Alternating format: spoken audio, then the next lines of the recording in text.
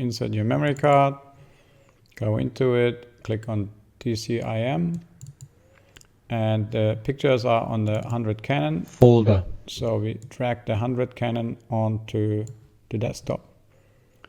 Then eject your memory card, pass on a card reader if you have one, and then edit the date. I'm gonna rename this photo, year, and month. And once you're in there, you open Bridge. So go down, find Bridge in your launcher, and go to desktop, find the folder, photo 2406, and here are your photographs. So you can make them larger and smaller over here.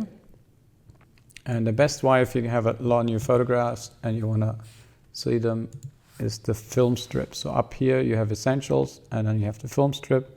You click on the photo, you see it large. After we import it and navigate it, we're going to go into label. And so this one we can label it from it's Control or Command 1, Command 2 or Control 2 for like 1, 2, 3, 4, 5 star ratings. This is a great way to label photos according to what you think is good and not so good. So this one's not so good, we don't label it. This one's I go Command 1 and see how there's a little star coming up. Then I go next image, Command 3. Then I use the arrow key to go to the next image. Another 3. I go 2, 3. I go 3. So I'm gonna fast forward the rating over here.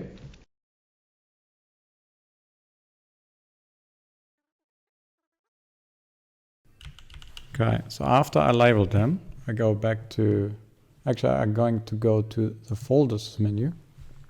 And here we see the star rating, we see the file name, what format it is. This one is CR2, that's a camera, the Canon RAW format, and then we have JPEGs here. You can also make this larger or smaller depending on what you want to see at one time. Now we can filter. Up here is a filter by rating. So you go show unrated items only. So those are all the 0 star that we didn't label. We go select all, and then we go press the delete button on your keyboard, and we say yes, delete. I don't need those photos anymore. I don't think they're that great. So we delete and ask again, delete, now they're gone. Then I go up here again to the filter and I go clear filters.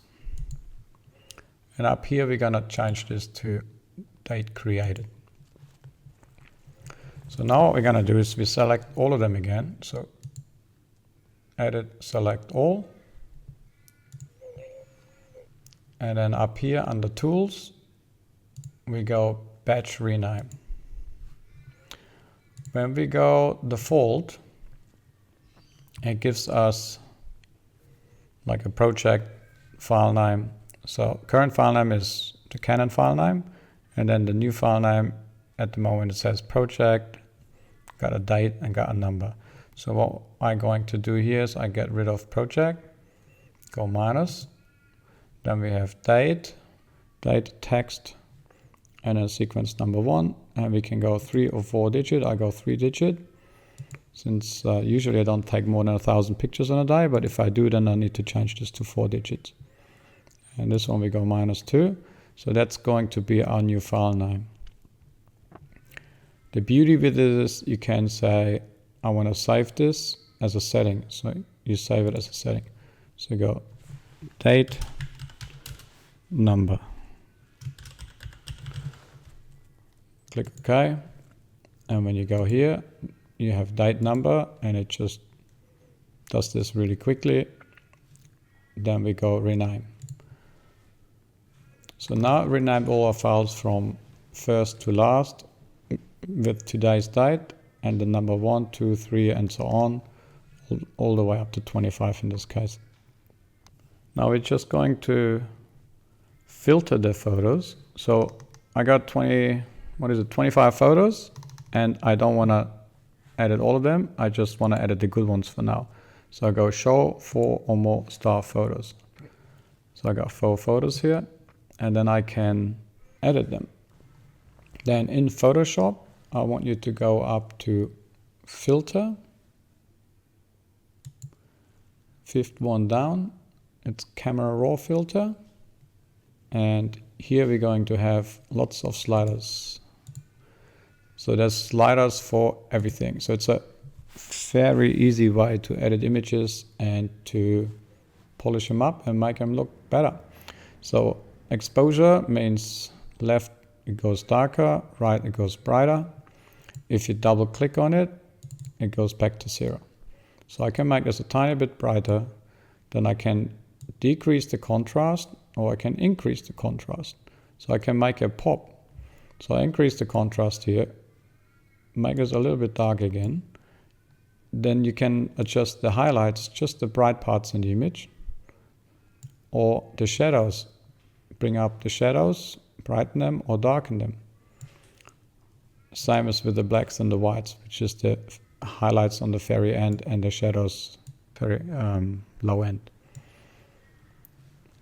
Then we have color underneath. So you can change it to left, means more blue, usually cooler, or orange to warmer. So I can just adjust this to my liking. There's also this little tool here called the eyedropper. So you click on that and you click it on what you say, this is gray, perfect gray. And so this is now perfectly white, but I'm gonna actually change it back a little bit warmer. And then you have vibrance and saturation, which you can play with. And effects. So you can say, okay, I want a little bit of a vignette over here. Darken it on the outside. You also have texture for increasing texture. Then you have clarity that edits mid-tone contrast. So it makes a image more like a sort of soft filter on the left and more bouncy on the right. So you can play with that. And when your settings are good, you click OK. And the changes are going to be applied in Photoshop. Now that we've done this, I go to File, Save a Copy. So I'm going to save a copy and make sure it's a JPEG. See, the file name automatically says copy after the name. And I click Save. Then it asks me about the quality. So I'm just going to go 11 here. 11 and baseline standard. That's like the best quality to file size ratio. And that is saved now. When we go back to Bridge, so over here we have our before and our after.